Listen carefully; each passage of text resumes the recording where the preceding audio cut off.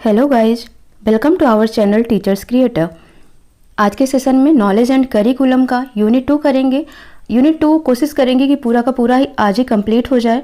और इसके आपके जो टॉपिक्स हैं वो है local and universal knowledge, concrete absolute knowledge, theoretical practical knowledge, contextual textual knowledge, school and out of school knowledge.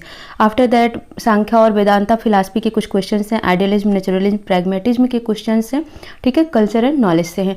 तो ये पूरा यूनिट 2 आपका कवर करता है। सो आज हम स्टार्ट करेंगे पूरा यूनिट 2। कोशिश करेंगे कि पूरे यूनिट 2 के जितने भी क्वेश्चंस हों वो पूरा का पूरा आपका रिविजन करवाया जाए। तो स्टार्ट करते हैं। और पीडीएफ के लिए आप नीचे पिंड कमेंट में देखेंगे तो मैंने पिंड कर दिया है अपना कमेंट, उसमें टेलीग्राम चैनल का लिंक दिया हुआ है, वहाँ पर आप पीडीएफ के लिए कांटेक्ट कर सकते हैं। ऑल सब्जेक्ट के पीडीएफ रेडी हैं, ठीक है। सो आप वहाँ से हमसे कांटेक्ट कर सकते हैं। ओके, सो स्टार्ट करते हैं यूनिट 2।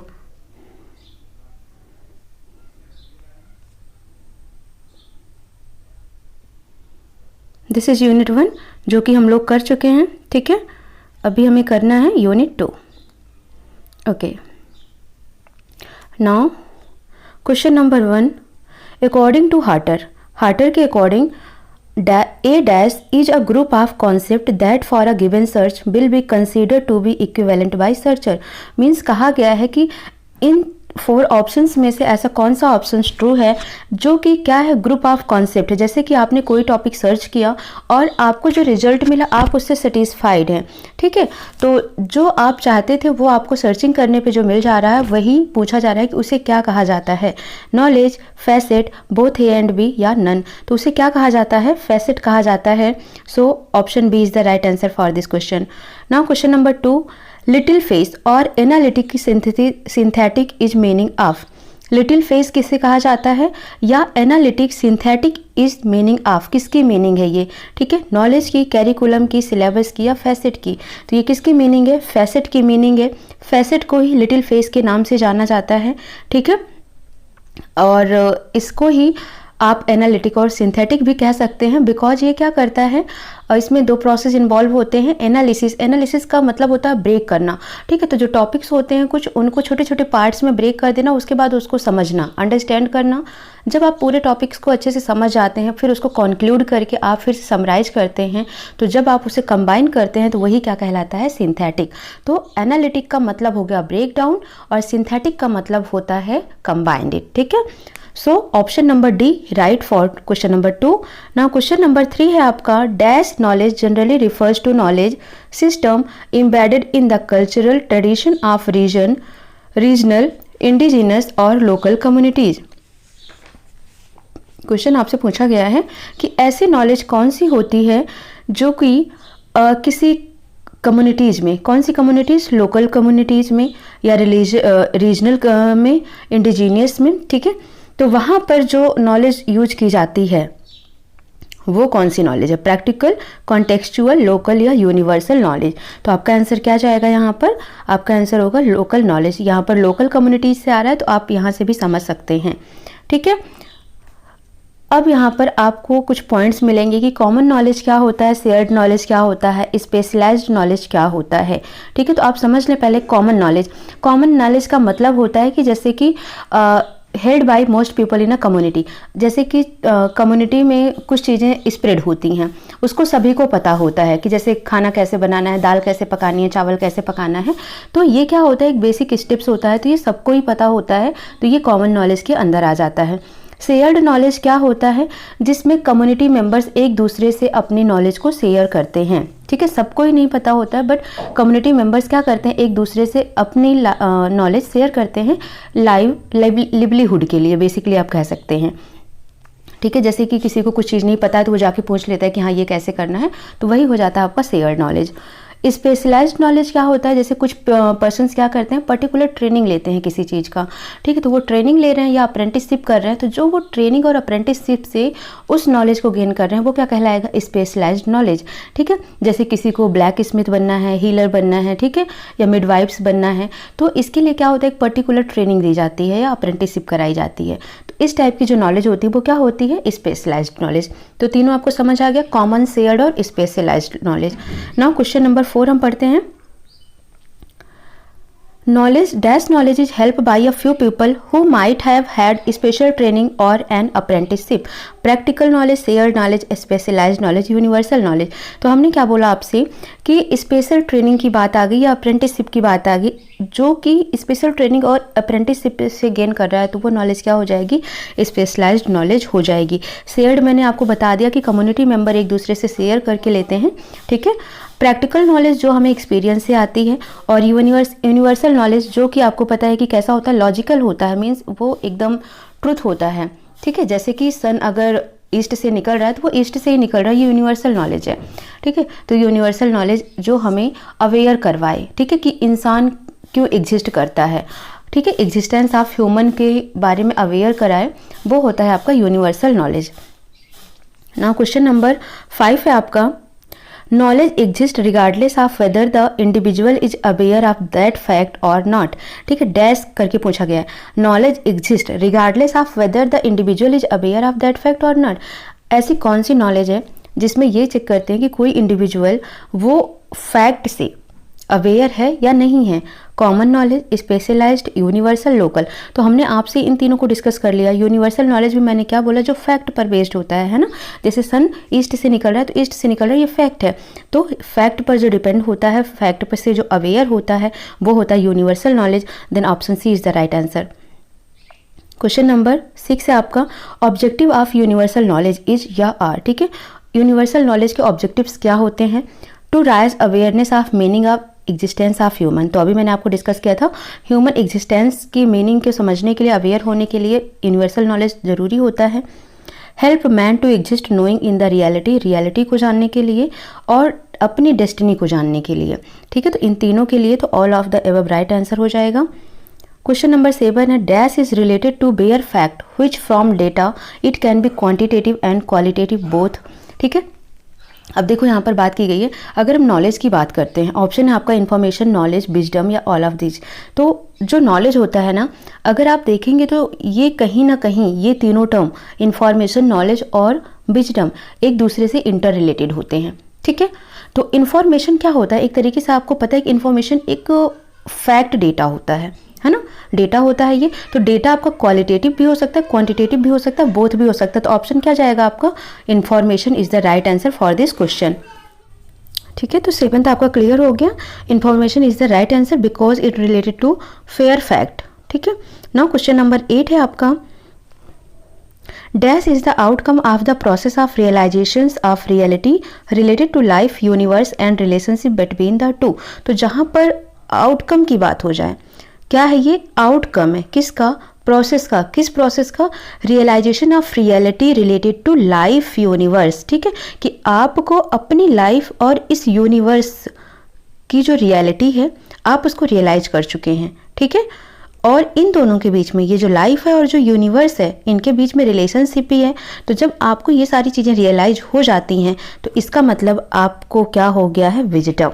तो wisdom is the outcome of the process of realization of reality related to life, universe and relationship between both of two, ठीक है। सो आपका आंसर्स क्या हो जाएगा, ऑप्शन सी हो जाएगा। तो इन्फॉर्मेशन डेटा हो गया, विजडम क्या हो गया, एक तरीके से आउटकम हो गया किसी भी प्रोसेस का जिसमें आपको रियलिटी के बारे में रियलाइज्ड हो जा रहा है, ठीक है। और जो नॉलेज होती है ये क्या होता है, ये रिफ्लेक्ट करती है किसको, सच्चाई को, कि वो जो रियलिटी है उसकी जो सच्चाई है उसको रिफ्लेक्ट करती है, ठीक है। It reflects truth about reality known as knowledge.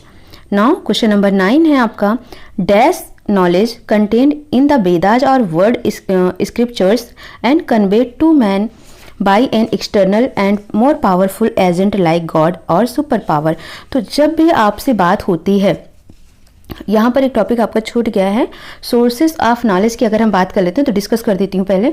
Sense हो गया, ठीक है, सेंस से नॉलेज आती है, एक्सपेरिमेंट से नॉलेज आती है, ऑब्जर्वेशन से नॉलेज आती है, इंट्यूशंस मतलब जो सडनली इन्वायरमेंट में, नेचर में स्पॉन्टेनियस नॉलेज आपको सीखते हैं वो इंट्यूशन नॉलेज होती है। रिविलेशन नॉलेज जो हमें गॉड या सुपर पावर से मिलती है, ठीक है, वेदास से, स्क्रिप्चर से मिलती है, वो रिविलेशन नॉलेज कहलाता है। अथॉरिटी नॉलेज जो हमें कुछ अथॉरिटी से मिलती है, पर्टिकुलर किसी फील्ड से मिलती है नॉलेज, जैसे कुछ साइंटिफिक फील्ड हो गया, इकोनॉमिस्ट हो गया, साइकोलॉजिस्ट हो गया, तो वहाँ से जो मिलती है वो अथॉरिटी नॉलेज होती है। रीजन नॉलेज जो मेंटल प्रोसेस से मिलती है हमें, ठीक है, रीजनिंग के थ्रू मिलती है, वो होता है रीजन नॉलेज। ठीक है, अभी इतनी चीज़ें आपको समझ आ गई, ये सेंस ऑफ नॉलेज कहलाता है। अब आपसे क्वेश्चन पूछा गया है, that knowledge contain in the Vedas और वर्ड स्क्रिप्चर। ठीक है, ऐसी नॉलेज जो कि कहाँ पर होती है, वेदाज और वर्ड स्क्रिप्चर में होती है, और कन्वेट करती है किसको, to man by an external and more powerful. तो ये नॉलेज गॉड से मैन में, मैन से गॉड में कनेक्शन बनाती है। तो कौन सा होता है, रिविलेशन, रीजन, अथॉरिटी, इंट्यूशन। तो इंट्यूशन भी डिस्कस करते हैं जो सडन आती है, अथॉरिटी जो अथॉरिटी से आती है, लाइक साइंटिफिक नॉलेज, जैसे कि किसी साइंस से आगे, फिलोसफर से आगे, इकोनॉमी से आगे, ठीक है, पर्टिकुलर फील्ड से जो नॉलेज मिलती है, स्पेशल फील्ड से अथॉरिटी हो जाती है। रीजन मैंने आपको बता दिया कि एक मेंटल प्रोसेस होता है। ठीक है, ये एक तरीके से आप समझ सकते हैं कि रीजनिंग के थ्रू आती है।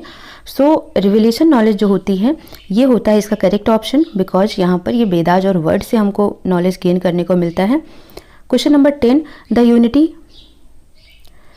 मैं थोड़ा फास्ट चल रही हूँ, ठीक है, बिकॉज टाइम बहुत कम है। 24 से आप लोग के एग्ज़ाम स्टार्ट होने वाले हैं MDU के और CRSU के 26 से, तो इसलिए फटाफट रिवीजन करा दे रही हूँ। ठीक है, तो टाइम बहुत कम है, आप थोड़ा सा स्पीड ज़्यादा लग रही हो तो आप थोड़ा सा स्पीड स्लो करके देख सकते हैं, और अगर आपको स्पीड कम लग रही हो तो आप स्पीड इंक्रीज करके भी देख सकते हैं। ठीक है, अकॉर्डिंग टू योर कंफर्ट।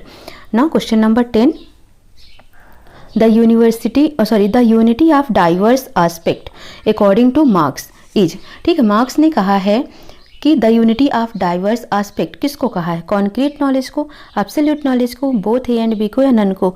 तो मार्क्स ने किसको कहा, देखो अब ये प्रॉपर एक लाइन है, अगर आपको पता होगा कि मार्क्स ने किसके बारे में क्या कहा है तो ये हो जाता है आपका कॉन्क्रीट नॉलेज। ठीक है, कॉन्क्रीट नॉलेज को मार्क्स ने कहा है the unity of diverse aspect. ठीक है, now dash term means 100% complete with no expectation. ठीक है, जहाँ पर कोई भी एक्सपेक्टेशन नहीं है, 100% वो कंप्लीट माना जा रहा है, तो वो कॉन्क्रीट होगा, ऑब्सोल्यूट होगा, बोथ ए एंड बी होगा या नन होगा, तो क्या होगा, ऑब्सोल्यूट होगा। आप कहते हैं ना बिल्कुल, इट इज़ फैक्ट। ठीक है, तो वो जो 100% वाली बात होती है एब्सोल्यूट नॉलेज में होती है। क्वेश्चन नंबर 12 है, what is theoretical knowledge. Theoretical knowledge क्या होती है, a set of true affirmation, set of factual knowledge, explanation required, all of these. तो थ्योरेटिकल नॉलेज क्या होती है, आप ऐसे ही समझें, थ्योरी की चीज़ों से समझें आप बेसिकली इसको। क्या होता है कि सेट ऑफ ट्रू अफर्मेशन, है ना, ये तो बात सही है। सेट ऑफ फैक्चुअल नॉलेज, ये भी सही है, फैक्ट के नॉलेज होते हैं वहाँ पर। एक्सप्लेनेशन भी रिक्वायरमेंट होती है, तो ऑल ऑफ दी जिसका राइट आंसर हो जाएगा। नाउ क्वेश्चन नंबर 13 है आपका, dash is a theoretical concept that is टेक्सटेटिव।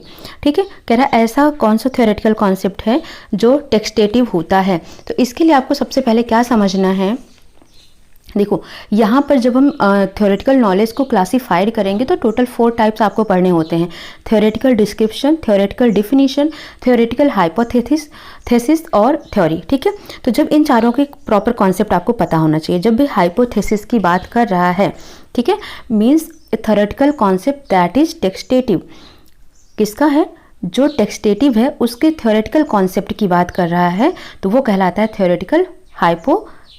जब भी कॉन्सेप्ट की बात करेगा, थ्योरेटिकल डिस्क्रिप्शन आ जाएगा, वर्ड कहाँ पर आएगा ये समझ के रखना आपको।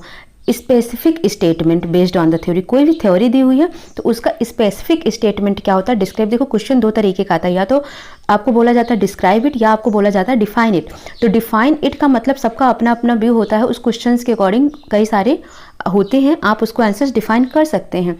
पर डिस्क्रिप्शन में क्या होता है, एक स्पेसिफिक स्टेटमेंट देनी होती है उस थ्योरी पर। तो जब भी स्पेसिफिक स्टेटमेंट वाला वर्ड आपको दिखाई देगा, थ्योरेटिकल डिस्क्रिप्शन पर टिक करेंगे। जब जनरल स्टेटमेंट वाला आपको ऑप्शन दिखाई देगा तो आप डेफिनेशन वाले ऑप्शन पर टिक करेंगे। ठीक है, तीनों ही क्लियर हो गए। हाइपोथेसिस में क्या होता है, थ्योरेटिकल कॉन्सेप्ट वाले पर टिक करना है। डेफिनेशन में जनरल स्टेटमेंट पर टिक करना है।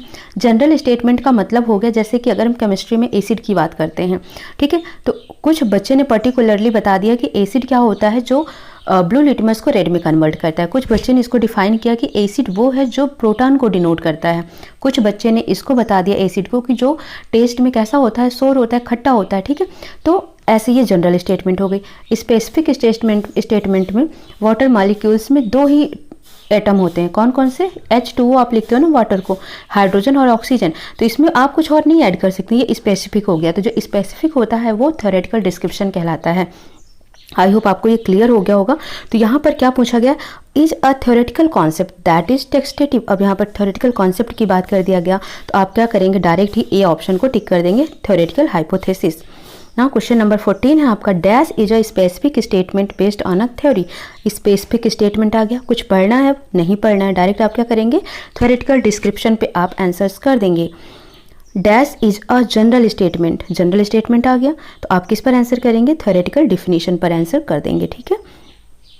16 नंबर है, डैश अ कॉन्सेप्ट ऑफ और set of ideas that explain a large number of observation in terms of non observable.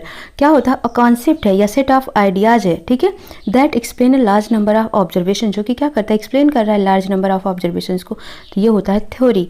Then आपका आंसर क्या हो जाएगा? सी। ओके, तो ये थे क्लासिफिकेशन ऑफ थ्योरेटिकल नॉलेज के 4 पार्ट, ठीक है। नाउ सॉरी क्वेश्चन नंबर 17 है आपका, dash in which we can apply and implement idea using practice of things, this is also called experience, ठीक है। तो मैंने अभी इसके पहले जब आपको डिस्कस कर रही थी तो ऑप्शन आया था प्रैक्टिकल नॉलेज का, वहाँ पर मैंने डिस्कस किया था आपसे, प्रैक्टिकल नॉलेज वो होता है जो आप किसी प्रैक्टिस से आपके अंदर आती है या फिर किसी एक्सपीरियंस से आपके अंदर आ रही है, तो वो क्या कहलाती है? प्रैक्टिकल नॉलेज कहलाती है। तो प्रैक्टिकल में याद रखना, एक्सपेरिमेंट और प्रैक्टिस दोनों ही आपको याद रखना है, वो आपका होता है कहाँ से?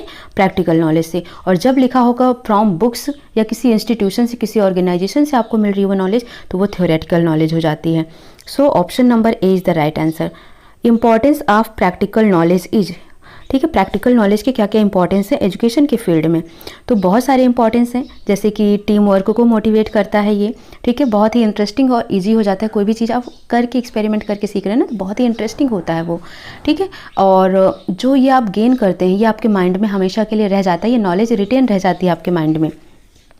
इसमें आपको मगिंग अप करने की ज़रूरत नहीं पड़ती है, आपकी स्किल्स को इम्प्रूव करता है, प्रैक्टिस को इंक्लूड करता है, ठीक है। बहुत सारे एप्लीकेशंस और डील्स को रियल लाइफ सिचुएशंस के साथ ये डील करना सिखाता है, आपको इन्वॉल्व करता है, ठीक है। तो ये सब चीज़ें होती हैं किसमें? प्रैक्टिकल नॉलेज की इंपॉर्टेंस में। तो यहाँ पर क्या है? कैन मोटिवेट टीम वर्क, बिल्कुल करेक्ट है। इंटरेस्टिंग और ईजी, बिल्कुल। Knowledge retain in our mind, practical knowledge जब हम कोई चीज़ करके सीखते हैं, एक्सपेरिमेंट से सीखते हैं, तो वो हमारे माइंड में रहता है ना। तो option D is the right answer for this question. Question number 19 है, प्लीज़ वीडियो को लाइक कर दीजिए देखते देखते, ठीक है, और फटाफट कमेंट भी कर दीजिए कि आपको वीडियो कैसा लग रहा है, और वीडियो को सब्सक्राइब करिए और शेयर करिए ज़्यादा से ज़्यादा दोस्तों तक, ताकि सबको एग्जाम में अच्छे नंबर्स मिल सकें, ठीक है, आप सब लोग अच्छे से रिवीजन कर सकें। Now question number 19, learning that take place when teachers are able to present information in a way that students are able to construct meaning based on their own experience, ठीक है। तो यहाँ पर आपसे क्या बोला गया है? लर्निंग, ऐसी learning that take place when teachers are able to present information, teacher क्या कर रहा है? इन्फॉर्मेशन प्रेजेंट कर रहा है आपके सामने, in a way that students are able to construct meaning, जैसे मैं अभी आपको समझा रही हूँ और आप इसको समझ रहे हैं, ठीक, आप अपने अंदर क्या कर रहे हैं? कॉन्स्ट्रक्ट कर रहे हैं नॉलेज को। तो ये किस टाइप का नॉलेज होता है? ये आपसे पूछा गया कि किस टाइप की लर्निंग होती है, टेक्सचुअल, कॉन्टेक्सचुअल, थ्योरेटिकल, प्रैक्टिकल।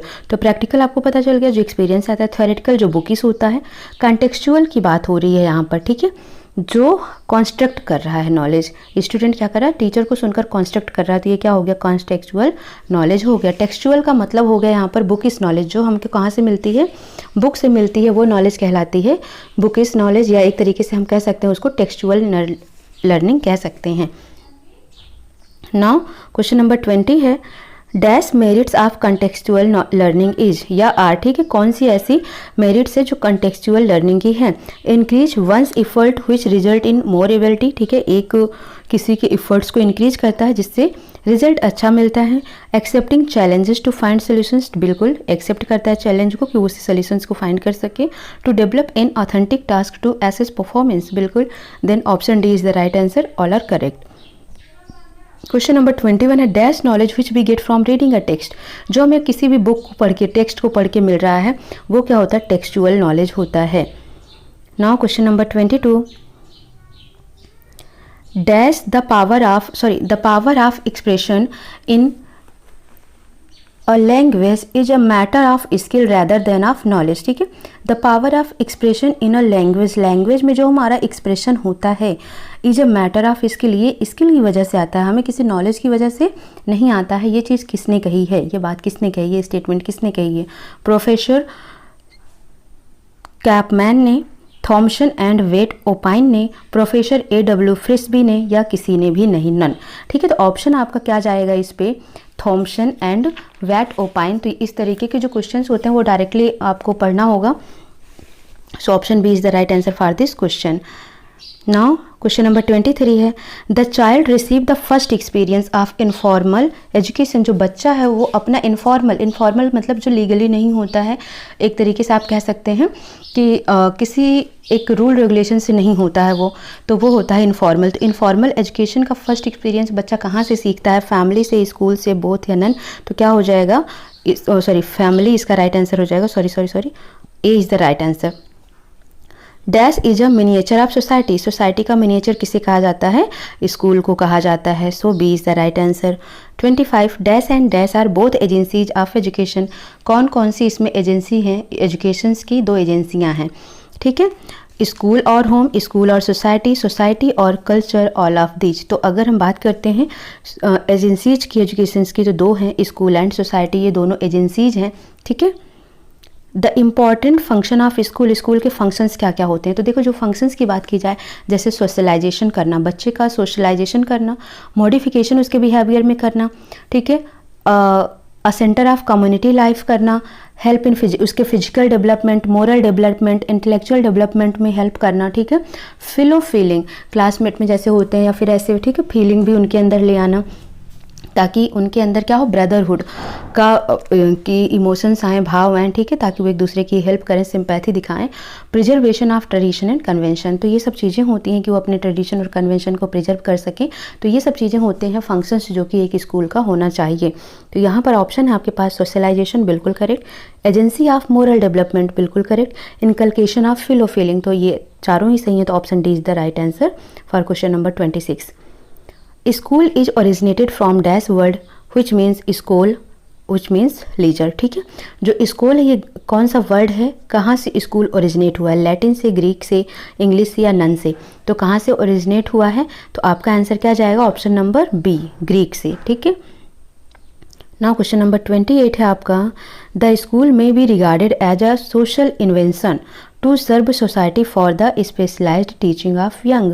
ये स्टेटमेंट किसने कही है? नन ने, ओट्टावे ने, फॉली ने, या गिसबर्ट ने? तो इसको किसने कहा? ओट्टावे ने कहा है। ठीक है, तो ओट्टावे को याद रखना है, स्कूल में उन्होंने ही सबसे ज़्यादा बात कही है स्कूल के लिए। तो जहाँ जहाँ पर भी स्कूल की थ्योरी आती है ज़्यादातर ओट्टावे का ही नाम आता है, तो आपको याद रखना है ये नाम। Sorry, option number B is the right answer for this question. Now question number 29 है आपका, एजुकेशनल फंक्शन ऑफ सोसाइटी। जो सोसाइटी है उसका एजुकेशनल फंक्शन क्या होना चाहिए? देखो, जो प्लेटो के बारे में याद रखना है आपको। इन्होंने कहा है society is a mind writ large. ठीक है, क्या कहा इन्होंने? Society is a mind. इनके पॉइंट ऑफ व्यू से सोसाइटी क्या है? एक माइंड है, या फिर society is a mind writ large. ठीक है, तो ये किसने कहा है? इसको कहा है प्लेटो ने सोसाइटी के बारे में। और अगर फंक्शंस की बात करते हैं तो इस्टेब्लिश स्कूल को इस्टेब्लिश करवाना, ठीक है, या कुछ स्कूल के लिए स्टैंडर्ड को मेंटेन करना, ठीक है, बच्चों में ऑल राउंड डेवलपमेंट लाना, और नेशनल सिस्टम ऑफ एजुकेशन को प्लान करना, सुपरवाइज करना, ठीक है, और जो भी ये क्या कहते हैं कल्चर वाले होते हैं, फोक वगैरह होते हैं, वैल्यूज होती हैं, इन सबको कम्युनिटी के स्टैंडर्ड से ले जाना, फॉर्मल एजुकेशन को कंट्रोल करना, ये सब चीज़ें होती हैं किसकी? एजुकेशनल फंक्शन की। तो ऑप्शन क्या है आपके पास? मेंटेन स्टैंडर्ड ऑफ स्कूल, बिल्कुल correct. Plan national system of education, बिल्कुल। All round development of individual, all of these. So all of these इसका राइट आंसर हो जाएगा। क्वेश्चन नंबर 30 है, dash is the complex whole that consist of everything we think, do and have as member of society said by. Dash is the complex whole that consist of everything. क्या है ये? Complex है जो कि everything consist करता है, जो भी हम सोचते हैं, जो भी हम करते हैं, या फिर हमारी सोसाइटी में जो भी मेंबर हैं, ठीक है, वो क्या करते हैं, क्या सोचते हैं, इन सब को जो कंसिस्ट करता है वो क्या कहलाता है? कल्चर कहलाता है, स्कूल कहलाता है, या कल्चर कहलाता है, या सोसाइटी कहलाता है? तो सबसे पहले ये है कि क्या कहलाता है। दूसरा, ये किसने कहा है, टेलर ने कहा है, ब्राउन ने कहा है, बायस्टेड ने कहा है या एले वुड्स ने कहा है। तो किसने कहा इस पॉइंट्स को, तो आपको बताना है इसको। ऑप्शन नंबर सी इसका क्या होगा, राइट आंसर हो जाएगा। सॉरी, सी नहीं होगा इसका right answer. Okay, culture and okay C is the right answer. ठीक है, कल्चर होगा। कल्चर क्या होता है, एक कॉम्प्लेक्स होल होता है जो कि सबकी थिंकिंग को, हर चीज़ को कॉन्सिस्ट करके अपने साथ चलता है। ठीक है, तो ये कल्चर हो गया इसका आंसर। और किसने कहा है, तो इसको कहा है बायस्टेड ने। ठीक है, उनके अकॉर्डिंग ये चीज़ें हो गई हैं। बाकी ओटावे ने भी कहा है कि कल्चर क्या है, एक तरीके की सोसाइटी है जिसका मतलब होता है total way of life of a society, इस सोसाइटी के पूरे जीने के तरीके। ठीक है, तो सोसाइटी को कल्चर की तरह ही ओटावे ने देखा है। कल्चर की अगर हम टाइप की बात करें तो कल्चर दो तरीके का होता है, एक मटेरियल होता है, एक नॉन मटेरियल होता है। ठीक है, मटेरियल में पूरा का पूरा फिजिकल वेलफेयर होना चाहिए। ठीक है, मटेरियल वर्ड जैसे आपको पता ही है, यूटेंसिल, होम, ये सब चीज़ें हो गई। नॉन मटेरियल में क्या इंक्लूड होना चाहिए, एटीट्यूड्स हो गया, वैल्यूज हो गया, बिहेवियर्स हो गया जो कि मॉडिफाई करने की ज़रूरत होती है। ठीक है, तो नॉन मटेरियल कल्चर डील करता है आपके एटीट्यूड और वैल्यू के साथ। ठीक है, तो नॉन मटेरियल में ये चीज़ें आ गई, जैसे लैंग्वेज हो गया, लिटरेचर हो गया, आर्ट, रिलीजन, कस्टम, ट्रेडिशन, ये सब नॉन मटेरियल्स के एग्जाम्पल होते हैं। सो क्वेश्चन है आपका next 31, dash include all those man made things and object which human society has created for it physical welfare. जो ह्यूमन सोसाइटी अपने फिजिकल वेलफेयर के लिए क्रिएट की हुई है, कैसी थिंग्स, मैन मेड थिंग्स है, वो नॉन मटेरियल कल्चर में आएगी, मटेरियल में आएगी, कल्चर में, नॉन में, तो किस में आएगी, मटेरियल में, क्योंकि मैन मेड थिंग्स है जो इंसान अपने फिजिकल वेलफेयर के लिए क्रिएट करता है। तो option number B right answer होगा। क्वेश्चन नंबर 32 है, dash include all those ideals, attitude and values which modify the behavior of an individual। तो क्या है ये, नॉन मटेरियल, मटेरियल, बोथ या नन, तो क्या हो जाएगा, नॉन मटेरियल कल्चर हो जाएगा। क्वेश्चन नंबर 33 है, what are the characteristic of culture. Culture की क्या करेक्टरिस्टिक है, अक्वायर्ड ट्रैट्स, ट्रैट को अक्वायर करना, ट्रांसमिट क्वालिटी को ट्रांसमिट करना one place to another, manifestation quality, बिल्कुल, डायनेमिज, ऑल ऑफ दिस, तो इसका क्या हो जाएगा, ऑल ऑफ दिस आंसर हो जाएगा। साथ ही आप इसमें और भी देख सकते हैं कि जैसे डिस्टिंक्ट एंटिटी हो गई और यूटिलिटी हो गई। ठीक है, इंटीग्रेटिव क्वालिटी हो गई, ये सब भी आते हैं कल्चर के करेक्टरिस्टिक में। सो आपका option E is the right answer. Now question number 34, dash is a logical inquiry into the nature of reality. ठीक है, किसकी बात कर रहा है कि ये क्या है, एक लॉजिकल इंक्वायरी है into the nature of reality. क्या कहलाता है ये, psychology, philosophy, both A and B या नन। ठीक है, तो क्या कहलाता है ये कहलाता है फिलॉसफी। सो राइट आंसर आपका क्या हो जाएगा, बी। क्वेश्चन नंबर नेक्स्ट है आपका, what are importance value on which philosophy is based. ठीक है, तो फिलॉसफी जिस पर बेस्ड है तो वो इंपॉर्टेंट वैल्यू क्या है, फेथ इन गॉड, बिल्कुल। देखो जो फिलॉसफर होते हैं गॉड में भरोसा रखते हैं, मैनुअल वर्क में भरोसा रखते हैं, कोर्टेसी होता है, तो ये ऑल ऑफ दीज इसका राइट आंसर हो जाएगा। Question number 36, the word philosophy means. देखो फिलॉसफी दो वर्ड से मिलकर बना है। ठीक है, किससे, तो एक बात याद रखना है आपको फिलॉसफी के बारे में, ब्रेक करते हैं हम इसको।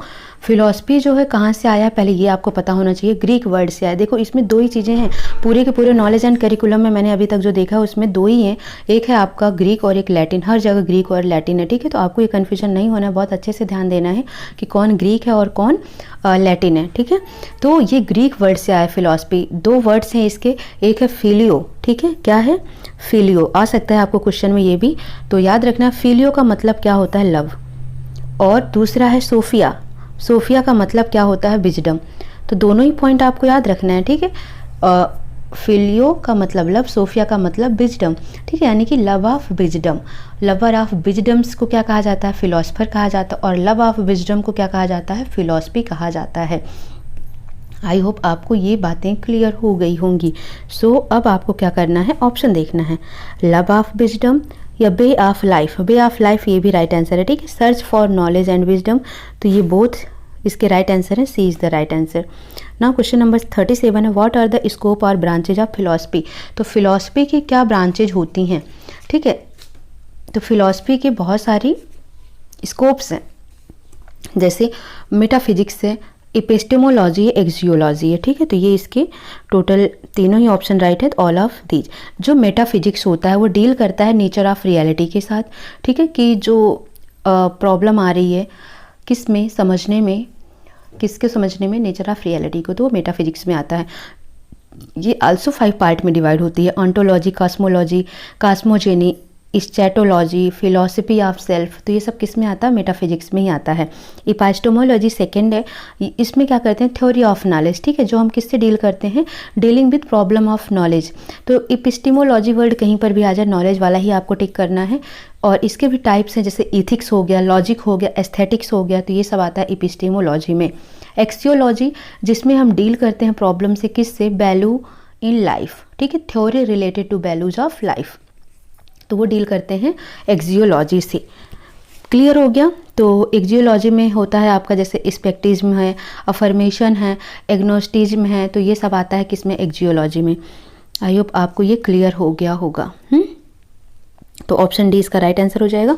38 है, problem related to the nature of reality is called, जो नेचर की रियलिटी से प्रॉब्लम रिलेटेड, उसे क्या कहा जाता है, तो अभी मैंने डिस्कस किया, मेटाफिजिक्स कहा जाता है। तो आगे ऑप्शन हम नहीं पढ़ेंगे, इतना टाइम नहीं है, फटाफट करते हैं। How many type of metaphysics are there, अभी मैंने डिस्कस किया था, there are 5 type, so option C B is the right answer. Type of metaphysics are, कौन कौन से हैं, ontology, cosmology, cosmogony, statology, philosophy of life, all of this. तो इसलिए मैंने इसको डाल दिया ताकि ये 5 ही हैं, तो आप सारे पढ़ लें। तो ऑप्शन एफ इसका राइट आंसर हो जाएगा। 41 है, the branch of philosophy which deals with knowledge is known as, ऐसी फिलॉसफी जो डील करती है नॉलेज से, तो वो क्या कहलाती है, इपिस्टेमोलॉजी कहलाती है। आगे नहीं पढ़ेंगे। The branch of philosophy which deals with the problem of values in life, तो इसे क्या कहते हैं, एक्सियोलॉजी, इसमें भी आगे नहीं जाएंगे। Dash is the process and dash is the product, ठीक है, ये एक प्रोसेस है और दूसरा क्या है, प्रोडक्ट है।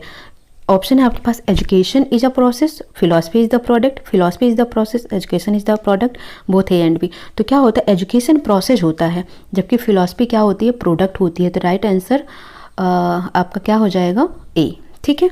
Now question number 44, Samkhya means the philosophy of, तो अब सामाख्या फिलॉसफी देखो, ये जो सामाख्या फिलॉसफी है और वेदांता फिलॉसफी है, तो बहुत अच्छे से आप इसको थोड़ा सा स्टडी करके जाना, ठीक है ना, सांख्या और वेदांता फिलॉसफी को।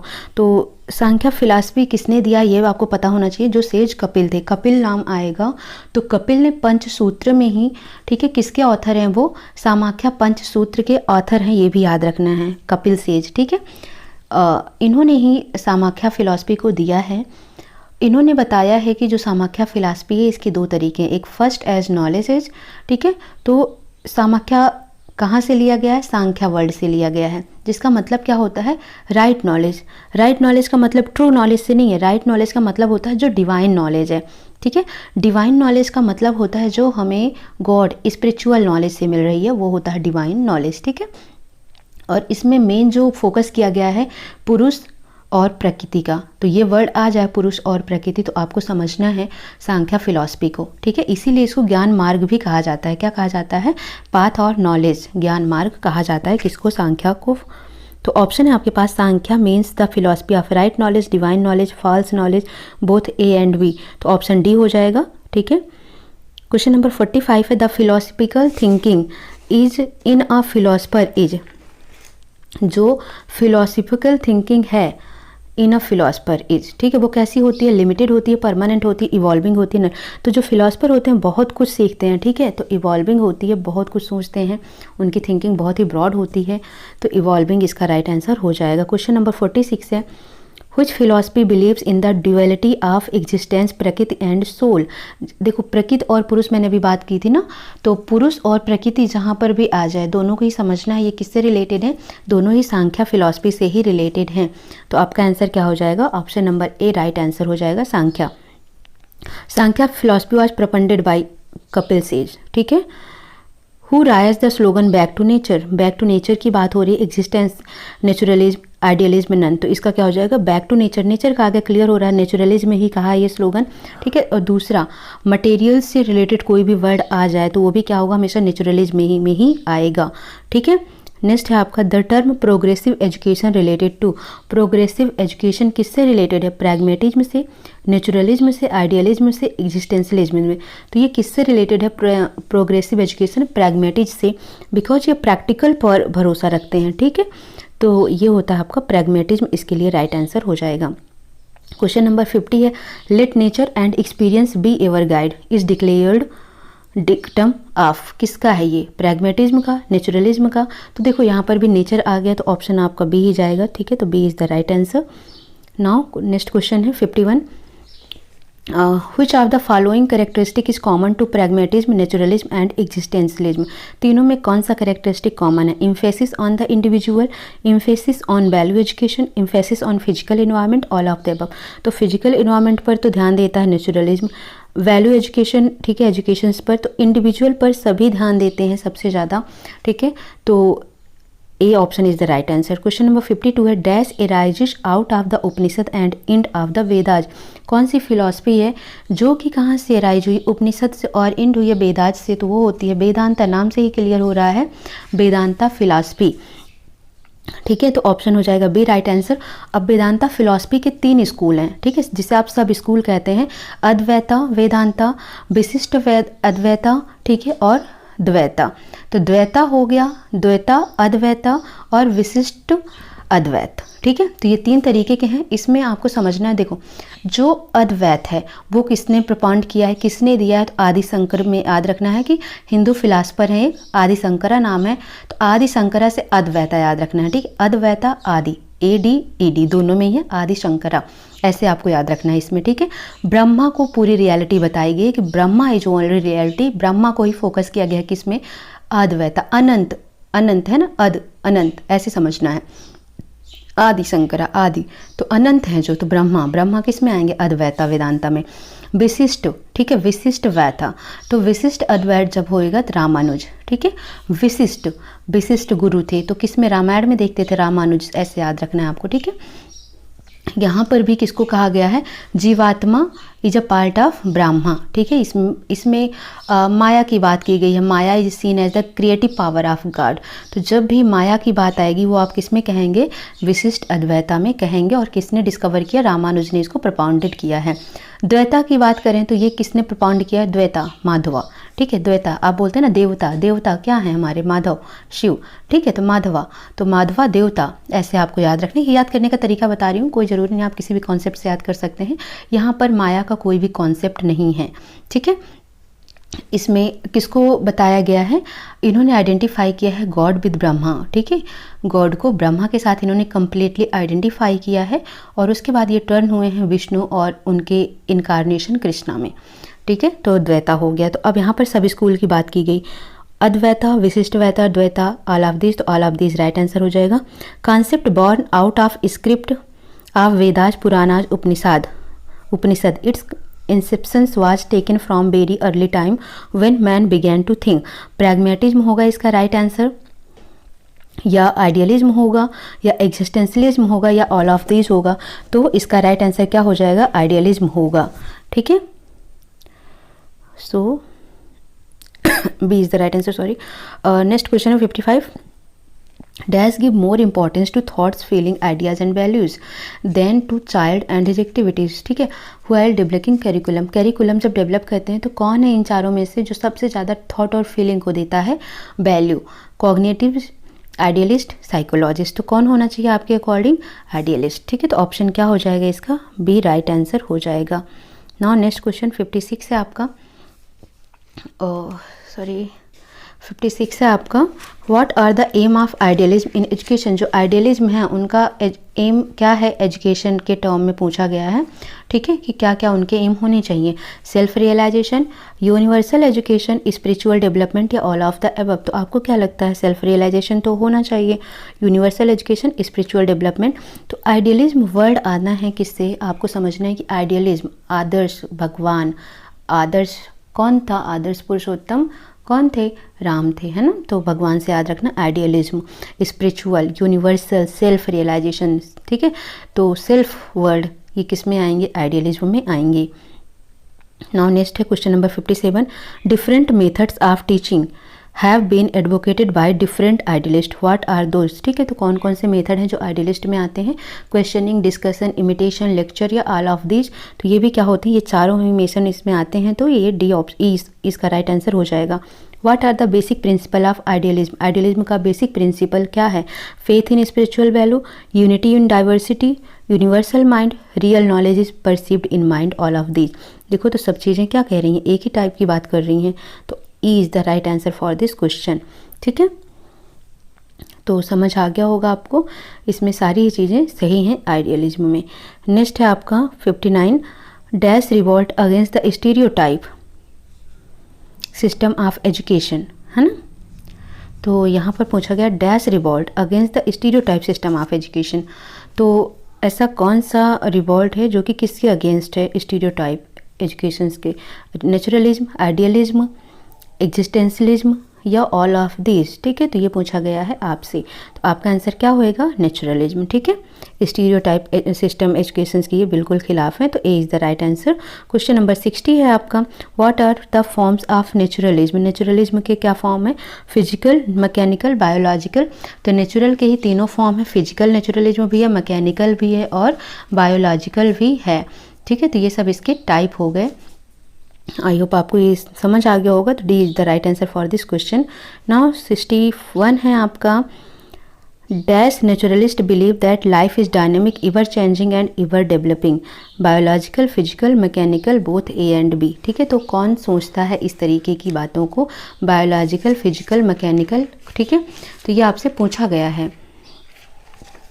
एक मिनट, अभी आउट क्वेश्चंस आपके टोटल रहते हैं 100। ओके, ये क्वेश्चन डिस्कस कर देते हैं, उसके बाद नेक्स्ट क्लास में डिस्कस करेंगे। ठीक है, उसमें ये भी डिस्कस कर दिया जाएगा कि प्रैग्मेटिज्म, आइडियलिज्म, नेचुरलिज्म, एग्जिस्टेंशलिज्म को भी मैं डिस्कस कर दूंगी, कि एक प्रॉपर आपको नोट्स दे दूंगी उसका कि कौन आता है नेचुरलिज्म के अंदर। ठीक है, जैसे रूसो हो गए, प्लेटो हो गए, सोक्रात हो गए, तो ये कौन आते हैं आइडियलिज्म में, कौन नेचुरलिज्म में, सबके बारे में पूरा आपको एक शॉर्ट नोट दे दूंगी मैं नेक्स्ट क्लास में। ठीक है, तो अभी 61 पढ़ लेते हैं, उसके बाद स्टॉप कर देते हैं, क्योंकि अभी 100 क्वेश्चन है इसके, तो टाइम लग जाएगा आपको बहुत ज़्यादा ही। Naturalist believe that life is dynamic, ever changing and ever developing. तो इसमें से कौन से टाइप के नेचुरलिस्ट, बायोलॉजिकल, फिजिकल, मैकेनिकल, कौन टाइप्स के हैं जो ये बिलीव करते हैं कि लाइफ क्या है, डायनामिक है। डायनामिक का मतलब जो हमेशा चेंज होती रहती है, हमेशा कुछ ना कुछ उसमें मॉडिफिकेशन होता रहता है, कोई ना कोई डेवलपमेंट होता रहता है। तो ऐसा कौन सा सोचते हैं, बायोलॉजिकल। तो option A is the right answer for this question. Okay, और 62 भी कर लेते हैं। ठीक है, regards dash regards man as machine, जब मशीन्स की बात हो गई तो क्या होगा, मशीन्स वर्ड आता है मैकेनिकल, मैकेनिकल जो भी पढ़ता है उसको मशीन के बारे में पढ़ना पड़ता है। So B is the right answer for 62। Next class में हम करेंगे 63 से। ठीक है, तब तक आप इसको रिवीजन करिए और प्लीज़ वीडियो को लाइक, शेयर, सब्सक्राइब जरूर कर दीजिएगा। और कमेंट सेक्शन में पिंड है, आप टेलीग्राम चैनल को ज्वाइन कर सकते हैं, PDF के लिए कॉन्टैक्ट कर सकते हैं। ठीक है, ऑल सब्जेक्ट की PDF आपकी कंप्लीट है, तो आप वहाँ पर मुझसे कॉन्टैक्ट कर सकते हैं। सो मिलते हैं नेक्स्ट क्लास में। Thank you for watching.